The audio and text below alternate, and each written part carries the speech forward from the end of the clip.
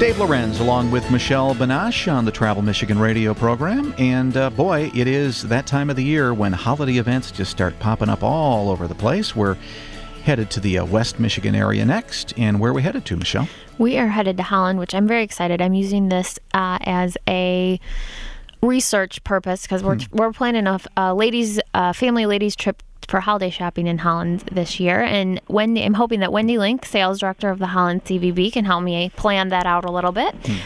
Wendy, before we get into all that, you guys have a big event coming up in Dutch Winterfest. Yes, we do. It kicks off on the 17th, actually, and there are events that run for the month, really, almost through Christmas going on. And if you want to come shopping, this is a perfect place because, all our streets and sidewalks downtown are heated, so you don't have to worry about walking on snow or ice if we happen to get any of that. And there's over 100 unique little shops, galleries, and restaurants just in a few block area downtown.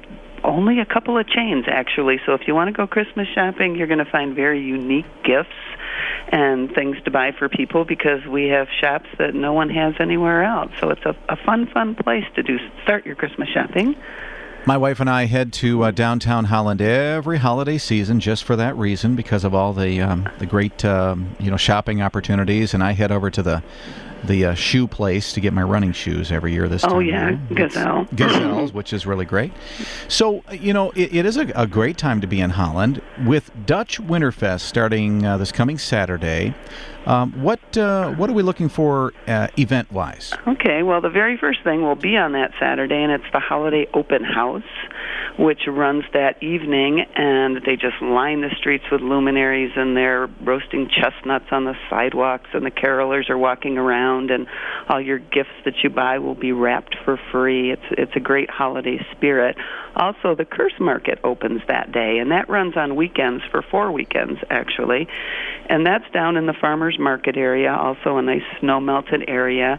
We need to explain, what the Curse Market is. It's a recreation of the kind of Christkindl markets that they have over in Europe and in Germany and in the Netherlands, and actually the booths are made from the plans that are 500 years old that were built. The booths were first built over there in Germany, and so it's an outdoor European market, and there's booths set up with all kinds of holiday gifts to buy. There's warm foods and drinks and warming tents if you need them, and it just gives you a really unique way to shop for handmade things. Some of them are. There's all kinds of foods and lots of gift items, and also greenery, wreaths and things like that you can buy, because our farmers market also still goes on through December 8th. Not too many towns keep their farmers market open that long, but that will also be going on Saturdays through the 8th, as well as the Curse Market, which will go through that weekend as well. Yeah, I think one of the things that really makes that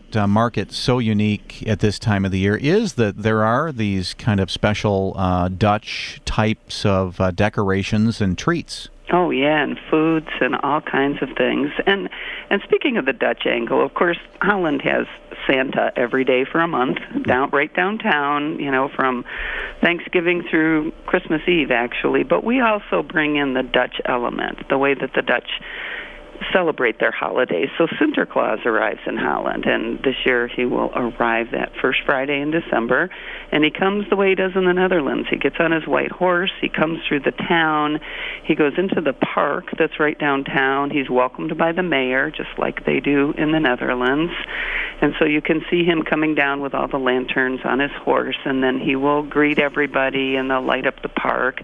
But it's very fun. We get a lot of people who've heard the stories, from their family about Sinterklaas, or even they experienced it, but there's nowhere else to see him. And you can come here and talk to him and see his mischievous little Zwarte-Piet helpers running around giving out goodies. So that's kind of a different twist to the holidays.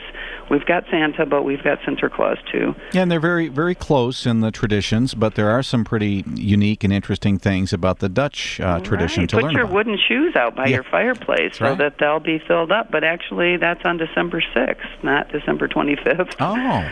So we always recreate that the Friday closest to the first Friday in December. to the December 6th holiday in the Netherlands. So Oh, that's different. I didn't even know about that. I have to gather my extra spare pair of wooden shoes and drop them off. Yeah, and hope you don't get coal in them. Oh, that's true. Yeah. 50-50 chance with Dave. Yeah, right. Yeah, well, maybe just one shoe. Yeah. That's good. So Santa's house opens up around Thanksgiving, and when is the arrival of Sinterklaas? Sinterklaas will arrive on Friday, December 7th. Okay. In the evening. All right. And then they'll light up the park, and it's a lot of fun. And then Sinterklaas goes to the museum, and all the kids, or even the adults, if you want to, Dave, can go over there and talk to him and get your picture taken with him. He's a very tall, regal-looking fellow, in his long red robes. He's not fat and jolly like our Santa. He's a thin, tall man with the tall hat. It's a great photo op, too. I hope he's still jolly. I'm sorry, that didn't sound right. Yes, he's absolutely jolly. Okay. Now, what is the Up on the Rooftops event on Friday, December 7th? That is great fun. Downtown Holland is so unique, and all the historic buildings, and so many people want to know what's going on upstairs of all these great little shops. So we kind of invented this called Up on the Rooftops, and you can tour 10 places upstairs. Most of them are homes. A few of them might be special businesses, and you get to go through all of them. They usually decorate nicely for the holidays, and you get this peek at things that most people don't get a chance to see some of those apartments and homes upstairs, which are absolutely beautiful. That's something you have to plan ahead for, though. You do need to get tickets ahead, and you can do that by checking our website, holland.org, because it usually does sell out. We only have about a minute left, but you mentioned you mentioned the Holland Museum. Can you tell us if there's any special holiday exhibits there? They have an open house on the 13th. They don't have a particular holiday exhibit this year, but they do have generally the lobby quite decorated, and usually do some Sinterklaas things there. And they also offer Victorian teas over at the Capon House, which they also own, a 1900s home of the first mayor of Holland, and it's a beautiful home, all decorated by the Garden Club, and they have Victorian teas over there. You can check the website and find out when they are, too. And we have a parade of lights. I want to get that in there. Oh, yeah. That's on a Tuesday night, though. It's November 27th, but just 50, 60, 70 huge floats and semis and all kinds of things completely lit up going down the street. It's something to see. And that is when Santa arrives in Holland. Yes, it is. Okay, very good. Well, of course, there's so many cool things. Holland is just such a great town, and you're going to enjoy it, especially during Dutch Winterfest. So check that out starting Saturday in downtown Holland. I want to thank Wendy Link, Sales Director of the Holland Convention and Visitors Bureau, for filling us in on all those details. And if you'd like more information, just go to holland.org. Of course, you can link over to holland.org from michigan.org, where you can always find great information on things happening all throughout the state at the events section. But one of the reasons that I go to michigan.org, because I find it easier to get to all the various social media applications. It's just easier for me to go to michigan.org, find those little icons, and then maybe click on Twitter or click on Facebook or one of the other, maybe some of the social media that allow you to share images like Instagram and such. And Michelle, I mean, what seems to be the real driver of our social media platforms these days? Obviously Facebook is always huge. It will continue to be kind of the big one, we are seeing a huge growth on Instagram and Pinterest as well. We have been launched for a short time, but we've already become one of the most popular state tourism sites for Instagram. People are sharing pictures using the hashtag Pure Michigan. We're sharing those pictures.